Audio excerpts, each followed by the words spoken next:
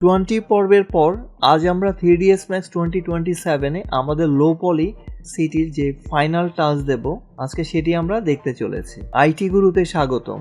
আজ আমাদের housing block সিরিজের 21তম পর্ব এবং এর বিল্ডিং তৈরি করার শেষ পর্ব। আপনার প্রজেক্ট কি এখনো অসম্পূর্ণ? আজ আমরা শিখব প্রফেশনালদের মতো 3D। চলুন শুরু করা যাক। আশা করছি আপনাদের ভিডিওটি অবশ্যই ভালো লাগবে, আর যদি ভালো লেগে থাকে তাহলে অবশ্যই লাইক করবেন এবং শেয়ার করে আপনার বন্ধুদের জানিয়ে দিবেন। আর আপনাদের মূল্যবান কোনো মতামত থাকলে অবশ্যই কমেন্ট করে জানিয়ে দিবেন। ভালো কেন লাগছে না বা না লাগলে অবশ্যই আমাদেরকে কমেন্ট করে জানিয়ে দিবেন। আর যারা এখনো চ্যানেলটি সাবস্ক্রাইব করেননি তারা সাবস্ক্রাইব করে নেবেন, যাতে আপনি লেটেস্ট আপডেটগুলো সহজে পেতে পারেন এবং সাথে সাথে বেল আইকনটি অন করে রাখবেন। তো ঠিক আছে, কাস্টম স্ক্রিপ্টগুলো ঠিকঠাক জায়গায় থাকায় আপনি এখন আপনার প্রথম লো পলি বিল্ডিং চূড়ান্ত করার জন্য প্রস্তুত। আপনার সিনে কাজ চালিয়ে যান অথবা ফাইলটি ওপেন করুন আগে যেটি সেভ করেছিলেন। আপনার কাছে আগে থেকে তৈরি করা স্ট্রিট লেভেলের ভলিউম আছে এবং এখন আরো ফ্লোর লেভেল বা তলা যোগ করার জন্য নতুন তৈরি করা কাস্টম স্ক্রিপ্টগুলো ব্যবহার করুন। এর জন্য আপনাকে প্রথমে বেজ স্প্লাইন সিলেক্ট করতে হবে। বিল্ডিং লট বা এক্সট্রুডের ভলিউম আগে নির্বাচন না করে বেজ স্প্লাইনটি নির্বাচন করা কিছুটা কঠিন হয়ে যেতে পারে, তবে এক্সট্রুডের শেপটি নির্বাচন করা বেশ সহজ, কারণ এটি বেসিক 2D স্প্লাইনের একটি চাইল্ড। তাই আপনি একটি সাধারণ কোডের মাধ্যমে এই প্যারেন্টটি নির্বাচন করে ব্যবহার করতে পারেন। লিসনার উইন্ডো খুলুন এবং এই লাইনটি টাইপ করুন, সিলেক্ট $.parent। সিলেক্ট $.parent এটি মূলত 3D ম্যাক্সকে $সাইন দ্বারা নির্বাচিত অবজেক্টিভ প্যারেন্টকে নির্বাচন করা বলে। কোডের এই লাইনটি টেনে আপনার নতুন টুলবারে নিয়ে যান এবং সিলেক্ট প্যারেন্ট একটি লেভেল দিন। লিসনার উইন্ডোটি বন্ধ করে দিন। Welcome to IT Guru. IT গুরুতে স্বাগতম। এটি এমন একটি স্থান যেখানে প্রযুক্তি শেখা সহজ, আকর্ষণীয় এবং আমাদের ভাষায়। চলুন আজই শুরু হোক আমাদের শেখার যাত্রা একসাথে আইটি গুরুতে।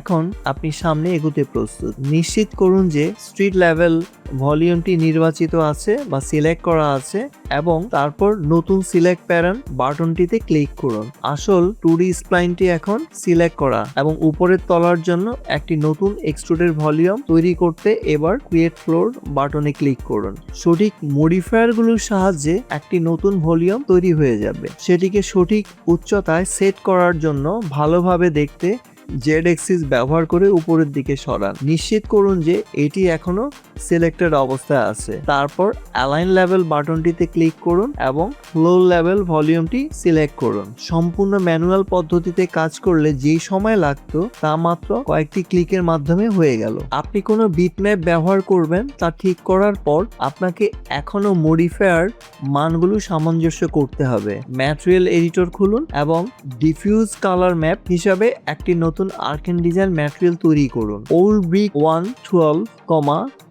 W9,H6,24 DIF.jpg নামের বিটম্যাপটি অ্যাসাইন করুন। বিটম্যাপ নোডে ডাবল ক্লিক করুন এবং বিটম্যাপের নামের তথ্যের উপর ভিত্তি করে রিয়েল ওয়ার্ল্ড ডাইমেনশনটি অ্যাডজাস্ট করুন। যেহেতু এর রিয়েল ওয়ার্ল্ডের হাইট 6.28 মিটার, তাই আপনি আপনার এক্সট্রুশনের উচ্চতা এটিকে প্রাথমিক ম্যাপ হিসাবে ব্যবহার করতে পারেন। রিফ্লেকশন কালার ম্যাপ হিসাবে ওল্ড ব্রিক 112 W9H6.24 রেপ জেপিজি বিটম্যাপটি যুক্ত করুন এবং এর রিয়েল ওয়ার্ল্ড ডাইমেনশনও অ্যাডজাস্ট করুন। নিশ্চিত করুন যে নতুন ম্যাটেরিয়ালটি ভিউপোর্টে অ্যাসাইন করার জন্য সেট করা আছে।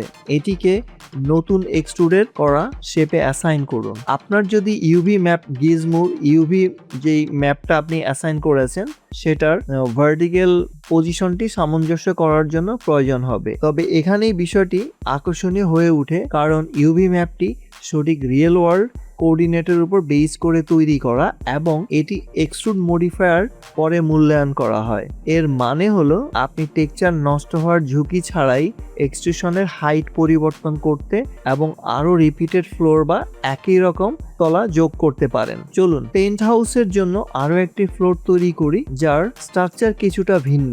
সাধারণত 3 তলার উপর একটি ফ্লোর লেভেল যুক্ত করতে সিলেক্ট প্যারেন্ট, এরপরে ক্রিয়েট ফ্লোর এবং অ্যালাইন লেভেল ব্যবহার করুন। সিকোয়েন্স বা ধাপগুলো জানার জন্য এটি এখন খুব সহজ বলে মনে হচ্ছে। বিটম্যাপগুলোর উপর ভিত্তি করে একটি ম্যাটেরিয়াল যোগ যোগ করুন, যেটা old brick 113 W9 H3,4 DIFF JPG এবং old brick 113 W9 H3.4 ref.jpg। নিশ্চিত করুন যে আপনি এগুলো রিয়েল ওয়ার্ল্ড ডাইমেনশনে অ্যাডজাস্ট করেছেন এবং এর প্রস্থ 9 থাকবে আর হাইট কমে গিয়ে 3.4 মিটার হবে। সেই অনুযায়ী এক্সট্রুশন মানটি সামঞ্জস্য করুন, ম্যাটেরিয়াল প্রয়োগ করুন এবং নিশ্চিত করুন যে এটি ভিউ পোর্টে দেখা যাচ্ছে। আগের মতোই ম্যাপিং গিজমোর ভার্টিক্যাল পজিশন আপনার পছন্দ মতো অ্যাডজাস্ট করুন। এবার আসি রূপের কথায়। অনেক ক্ষেত্রে আপনার দেখা দৃষ্টিভঙ্গি বা পয়েন্ট অফ ভিউ যদি রাস্তার স্তর থেকে থাকে তবে এটি নিয়ে আপনার মাথা ঘামাতে হবে না, তবে প্রায়শই যেমনটা হয় আপনার সিটি স্কেপের উপর একটি ডাইভিং ভিউয়ের বা উপর থেকে দেখার মতো প্রয়োজন হতে পারে, যার মানে হলো আপনার কোনো এক ধরনের ছাদ থাকতে হবে। একটি ফ্লোর তৈরি করার জন্য আপনি আগের মতো একই ওয়ার্কফ্লো ব্যবহার করতে পারেন, অর্থাৎ টেন্ট হাউসের উপর আরেকটি লেভেলের স্তর তৈরি করার মাধ্যমে এটি করা যাবে। যেহেতু আপনার কেবল একটি ফ্লোট সারফেস দরকার, তাই শুধু এক্সট্রুড মডিফায়ারটি ডিসেবল করুন বা মুছে ফেলুন। ইউভি ম্যাপ মডিফায়ারটি স্প্লাইনকে 2D স্প্লাইনের একটি রেন্ডার যোগ্য সমতল পৃষ্ঠে রূপান্তরিত করার কাজটি করবে। ম্যাট টেমপ্লেট ব্যবহার করে একটি নতুন আর্কেন ডিজাইন ম্যাটেরিয়াল তৈরি করুন, এতে গ্রেভের ডার্ক টেক্সচার এ অ্যাসাইন করুন, প্রয়োজনীয় রদ বদল করুন। এর জন্য আমি 10 meter by 10 meter real world dimension ব্যবহার করব।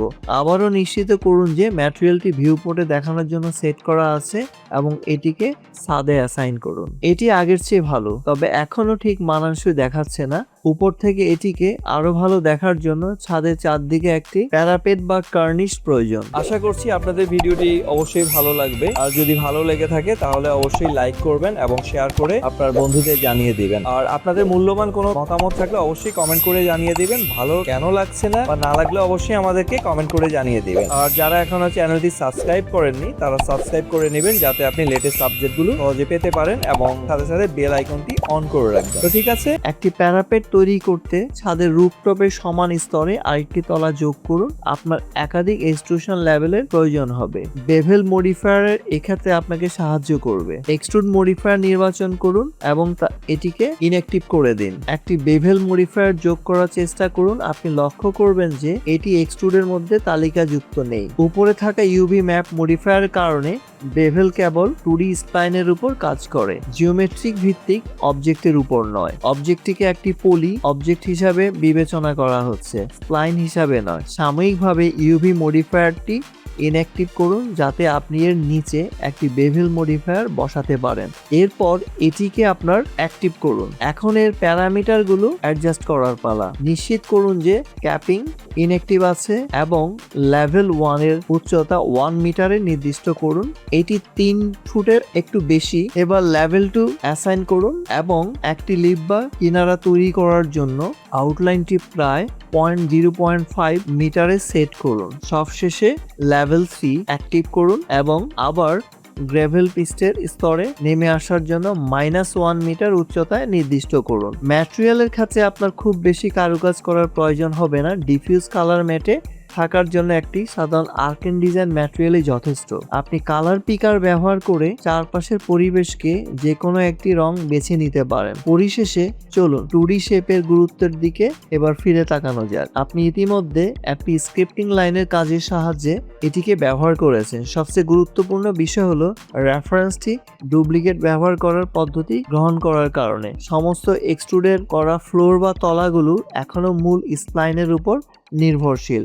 এর মানে হলো আপনি এটিকে নির্বাচিত এডিট করতে পারেন এবং সমস্ত তলার পরিবর্তন অনুযায়ী বদলে যাবে। এটি পরীক্ষা করে দেখুন। মূল স্প্লাইনটি সিলেক্ট করুন এবং এতে একটি এডিট স্প্লাইন মডিফায়ার যোগ করুন। এডিট মোডে যান এবং কিছু এজ বা প্রান্ত এমনভাবে সরিয়ে নিন যাতে জানালাগুলো আবার কাটা না পড়ে।